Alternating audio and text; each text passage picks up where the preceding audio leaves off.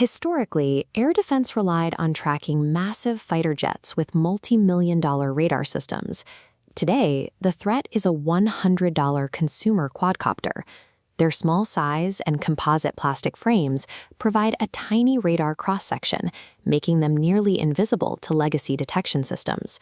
These targets often attack in coordinated masses. Operators can program dozens of drones to fly autonomous GPS routes or pilot them manually through physical fiber optic cables, rendering traditional radio jammers entirely ineffective. This creates a brutal economic imbalance. Firing a $2 million kinetic interceptor to destroy a $500 drone is a losing strategy in a war of attrition. Surviving this era of asymmetric warfare means moving past the search for a single perfect weapon. Instead, modern defense relies on an integrated, multi-layered architecture known as a kill chain. The first challenge in the kill chain is simply locating the target. Low-flying drones blend in perfectly with urban clutter, ground movement, and flocks of birds. To cut through the noise, modern radar systems analyze micro-Doppler signatures. Instead of just tracking the movement of the drone's main body, the radar isolates the microscopic frequency shifts created by the rapid, mechanical rotation of its propeller blades. But visual contact is fragile.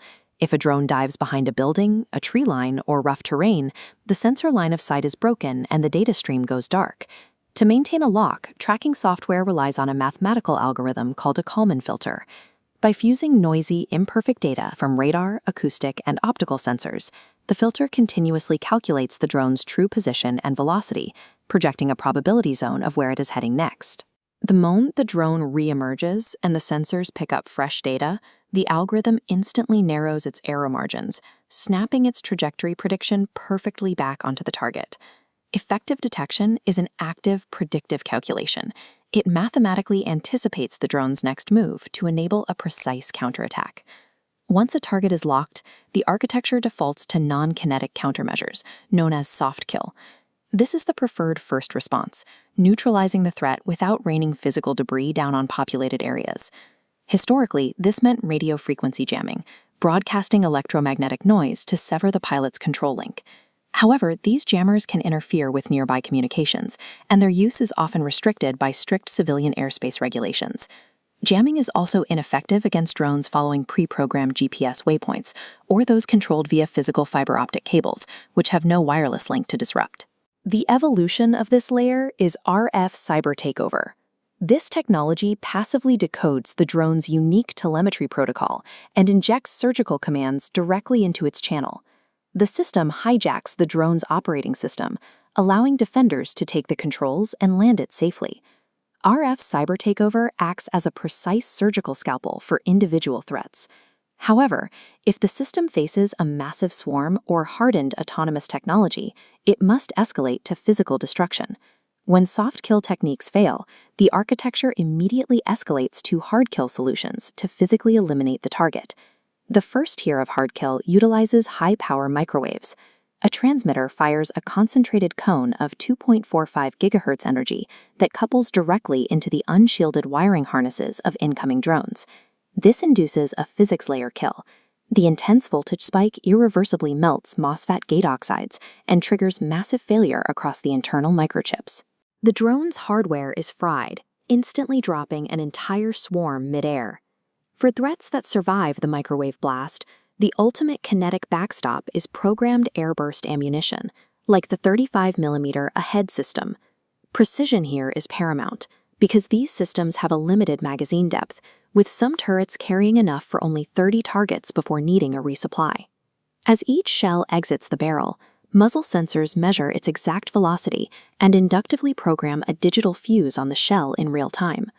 At the programmed sub-millisecond mark immediately in front of the drone, the fuse triggers. The shell releases a spin-stabilized cone of up to 675 tungsten subprojectiles, shredding the target's aerodynamic surfaces and internal components. These hard-kill systems provide an unavoidable physics-based termination. They ignore software encryption and autonomous programming to eliminate the physical ability to fly. Deploying these tools in isolation creates gaps. Radars possess terrain blind spots. Jammers violate regulations in civilian areas, and kinetic systems exhaust their ammunition. To protect an airspace, these technologies are linked by a multi-sensor command and control layer. This software acts as the central brain of the entire defense network. The software ingests live data streams from optical, acoustic, and radar sensors. It cross-references the inputs to eliminate duplicate tracks of the same drone, presenting human defenders with a single, highly accurate operating picture. With a clear view of the threat, the system calculates the optimal mitigation strategy in milliseconds. It decides whether it is safest to surgically hack a rogue drone over a stadium, or if a swarm on a battlefield requires a sweeping blast of microwave energy. Tomorrow's airspace will be saturated with drones. Keeping it secure means evolving past standalone weapons to embrace a software-defined architecture that turns a varied arsenal into a single, impenetrable shield.